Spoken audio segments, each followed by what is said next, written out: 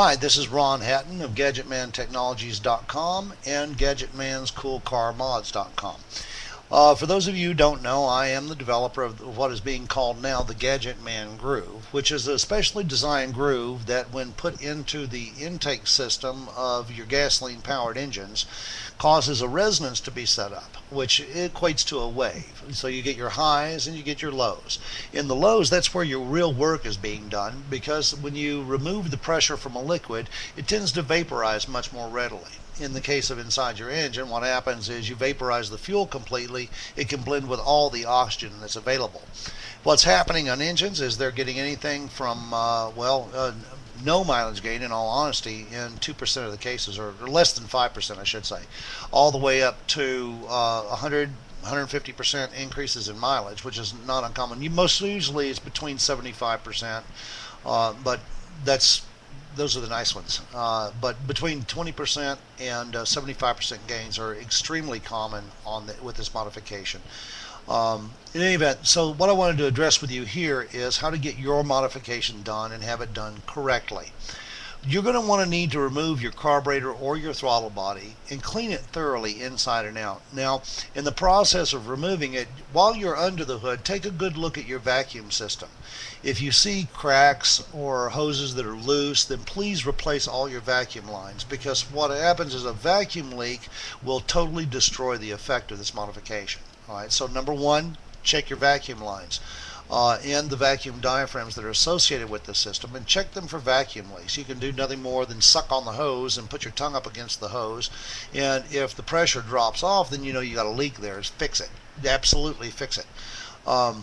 Then you take and clean your carburetor or your throttle body inside and out. Now, when I say inside, the reason that I say that is because your oil system tends to pressurize with oil vapor, and that is usually drawn back in at the throttle body, and that tends to make a mess of some of your air bleeds on the intake manifold side. So what you'll want to do is make sure that it's clean enough to where if there are any ports in that system, that I'll be able to spot them before I start carving on your throttle body, or a member of my network, which is now numbering more than 50 strong, I'm happy to say. 50 gadget men, at least all over the world, from all across Australia, from Perth to Melbourne to Sydney. We have individuals there that are performing the modifications, getting the same results. South Africa, we've got 2, 3, 4 teams. I've really lost track. Up into Zambia, Uganda, in Sweden, Switzerland, Norway, all the way across Canada, in about, I think, 9 states right now. We have gadget men that are available, so odds are we'll have somebody close to you, well, I hope, within a couple-hour drive. If not, then you're more than welcome to send me your throttle body, and I'll take care of it myself. So you clean your throttle body inside and out. Now, when you package this, it's really important. The best way to do that is to find some old newspaper and to wad it up into tight little balls. Put that in the bottom of your box, and then to set your throttle body or your carburetor on top of that, and then make plenty of more balls and stuff it in around there to where the box is really tight all the way around. If you use peanuts, please put them in a bag so that they don't tend to shift during shipment, because the main thing is I want to get your throttle body and receive it without it being damaged. And I have received several in the mail that were not properly packed. I'm sure that the owners had the best of intentions, but nonetheless, the shifting of the packing elements does happen, and the one sure way to make sure you get damage on your unit is to mark fragile on the box. I highly recommend, after you've cleaned it and you've packed it, that you take one piece of paper and write down all of your personal contact information, as well as some information about your vehicle that may be of use to me, especially in the data gathering segment. So I'll need the year, the make, the model, the engine size, and if you have a mileage history, to send that to me, as well as what you'd like to see this modification do for you. Include your email address so that I can get a hold of you, and a telephone number, so I'll call you the instant that I receive the package, so that you'll know that your order is being processed. Then via email, I will send you a shipping address. I don't want to put this out because the address has changed from time to time. I have no idea how long this video will be up.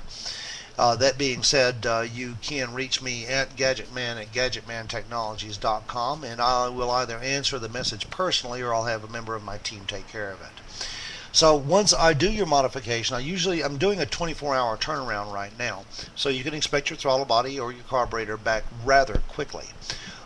When you get it back, reinstall it, and when you reinstall it, check your vacuum lines again. There's nothing wrong with being extra sure. When you put this modification back on your car, depending on the year, some vehicles require the ECU to be reset. For that, it's very simple. You just remove the positive cable, attach it via wire, so you ground it to the ground cable.